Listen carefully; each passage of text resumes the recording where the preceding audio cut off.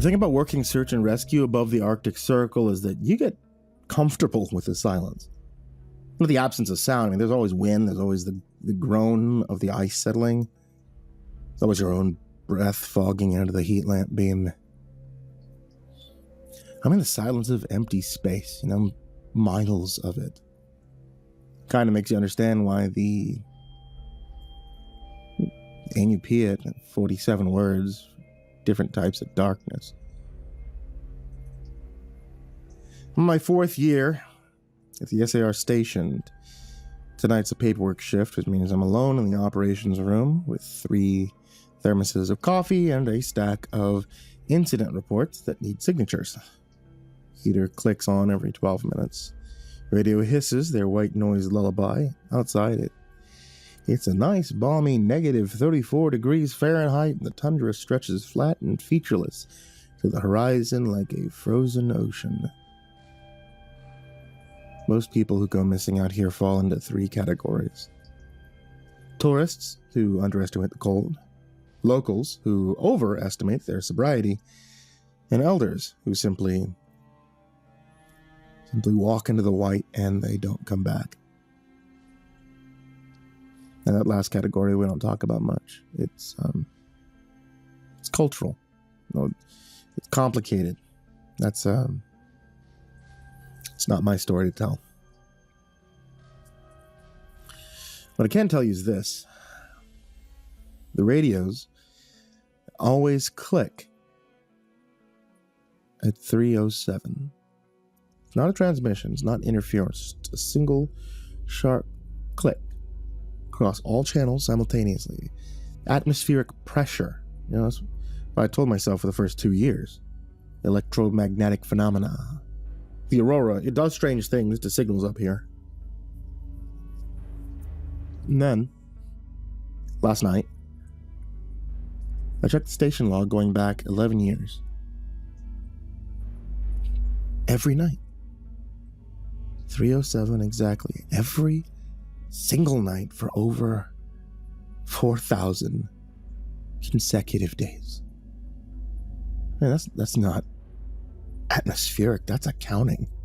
And last night, after the click, I heard something else.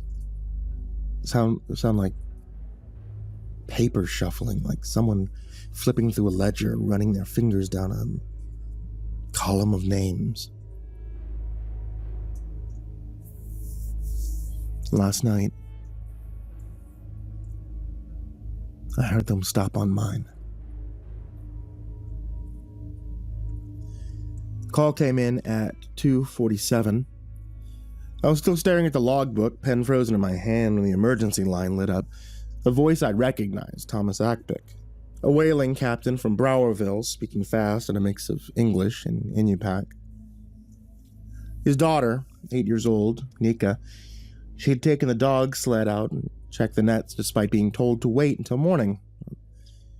The dog came back. Alone. An hour ago. Still in harnesses.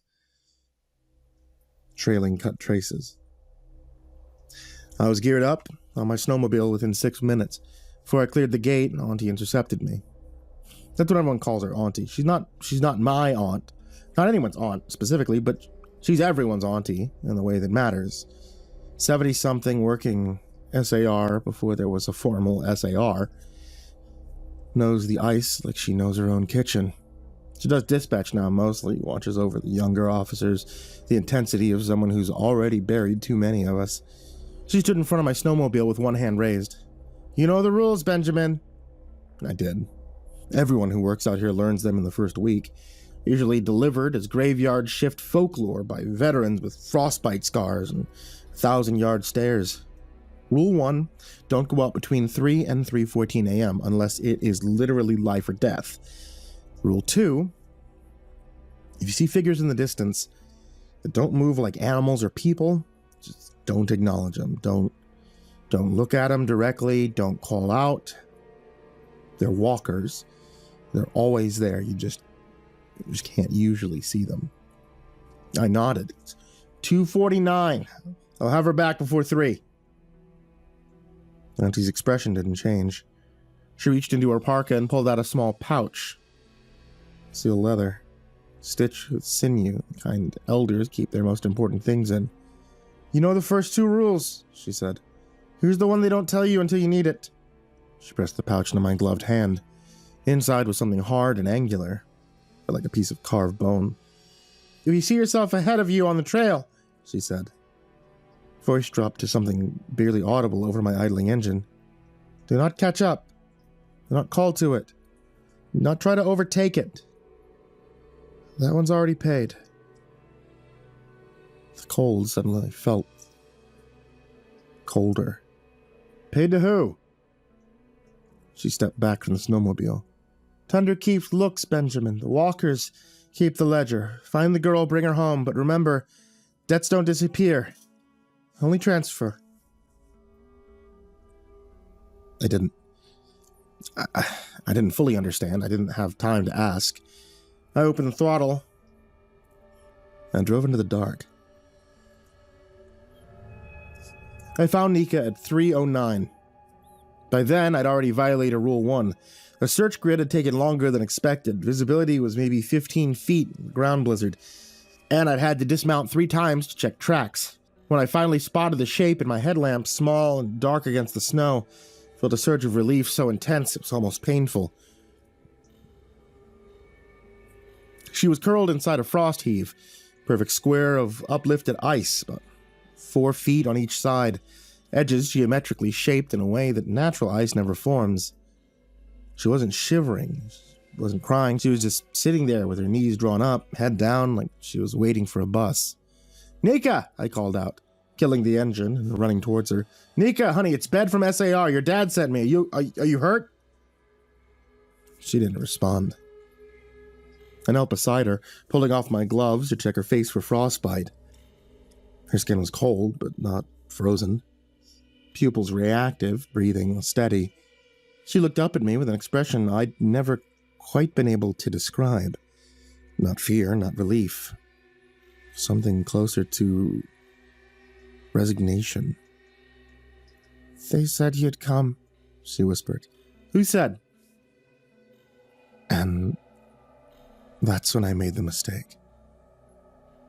I turned my headlamp to check behind her to see if there was someone else, maybe an older sister or a lost hiker who'd been sheltering with her.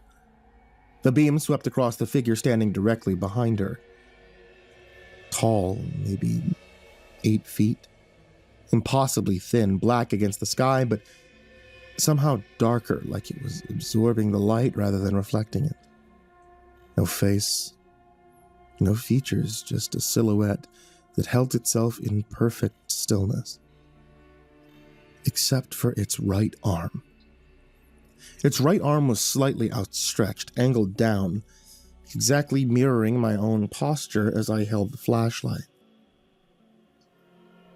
I froze. The walker remained motionless for 3 seconds. 4. 5. Then it tilted its head. Not like an animal cocks its ear to listen, like someone examining an interesting specimen. The gesture was perfectly calibrated, measured, almost curious. It was the exact head tilt I do when I'm assessing an injured hiker's mobility. It was my gesture. I heard my own voice in my head screaming the rules. Don't acknowledge them. Don't look directly at them. It was too late. I was staring right into the void where its face should be. The walker held my gaze for another impossible moment. Then it simply wasn't there. No fade, no movement. Between one heartbeat and the next, the space between Nico was empty. I grabbed the girl, I pulled her onto my back, and I ran for the snowmobile. I don't remember the ride back. I remember Nika's small arms around my neck. I remember my speedometer pinned at 47 miles per hour across terrain. I normally take it 15. I remember the station lights appearing in the distance like a miracle. I remember checking my watch as we crossed the gate. It was 3:13. Nika was fine. Mild exposure, no frostbite, no injuries. Dehydrated, but alert. Clinic kept her for observation, and she was released to her parents that morning with a clean bill of health. I was a hero. Thomas Ackpick shook my hand so hard I thought he'd dislocate my shoulder. Station chief wrote me up for a commendation. Someone brought donuts. Auntie pulled me into the supply room and closed the door. You looked at it. It wasn't a question. I nodded. She closed her eyes for a long moment. When she opened them, they were wet. You saved the girl, she said quietly. That's good. That's what you should have done, but you need to understand what happens now. She sat down heavily on a crate of emergency flares. The walkers, they're not ghosts. They're not demons. They're auditors. Tundra takes people, Benjamin, that's what it does. Has for hundreds of years, but there are rules, balance. When someone goes missing, their name goes on the ledger. The walkers come to collect. Collect what? The debt. The space they took up, the warmth they borrowed from the world. My grandmother tried to explain it once. Words don't translate right. She rubbed her face. Point is, Nika's name was on that ledger. You found her alive, you brought her back. So the debt is closed. That's good. No. Her voice was flat. The debt doesn't disappear. You looked directly at a walker. You acknowledged it. By doing that, you accepted the transfer. Someone still has to pay. The ledger needs a name. My stomach dropped. And now it's yours. She stood up, pulled me to my feet, looked me hard in the eyes. You have 7 shifts. And the clock hits 3:07. 7 nights from now, the walkers will come for you unless you balance the ledger another way. What way? The missing person call will come in. You find them alive, and then you transfer the debt. Case closes clean, your slate's wiped, you walk away a free man. A cold void opened in my stomach. That can't be true. It is. Your name leaves the book, another one takes it.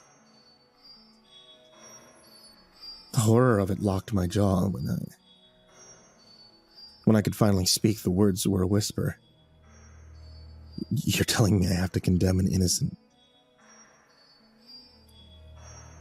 Her expression didn't change. I'm telling you the rules. What you do with them is between you and the ice.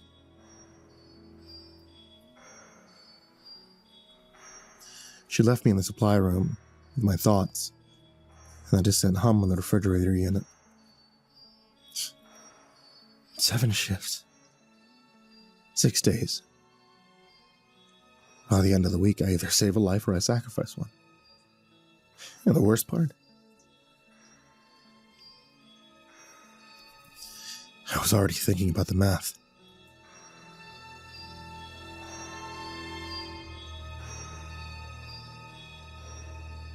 Next night, I drew solo patrol. Routine sweep of the lake road, checking the ice fishing shelters, making sure no one's passed out drunk in their truck. Quiet shift. Empty tundra. The aurora was out, painting the sky in sheets of green, violet. At 3:07, the radio clicked, and the ice beneath my snowmobile vanished.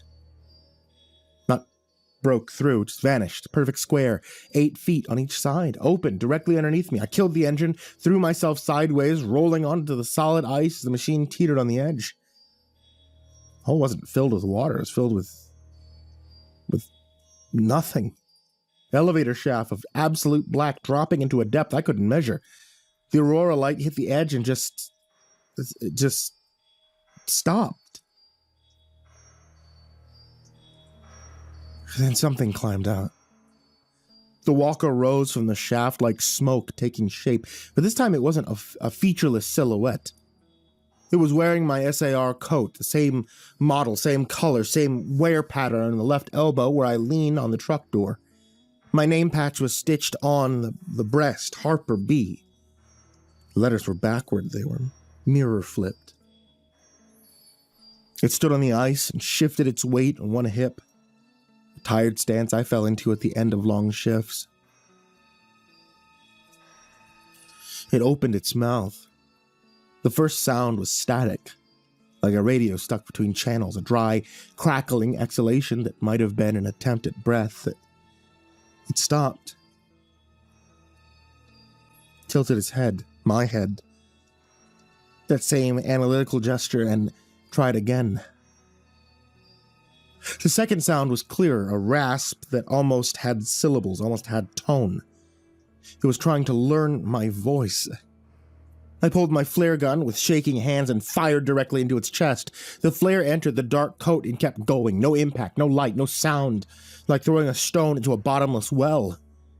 The bright red phosphorus just disappeared into that infinite black. The walker looked down at the entry point, then back at me. It tilted its head again. This time I recognized the gesture from the inside. That's what I look like when I'm sizing someone up, when I'm deciding if a hiker can make it another mile or if a victim's story adds up, or if someone's dangerous. It was learning how I think. And then I stepped backwards into the shaft. The square of missing ice sealed over in an instant, smooth, perfect, like it had never been broken. And I sat there for 5 minutes before I could move.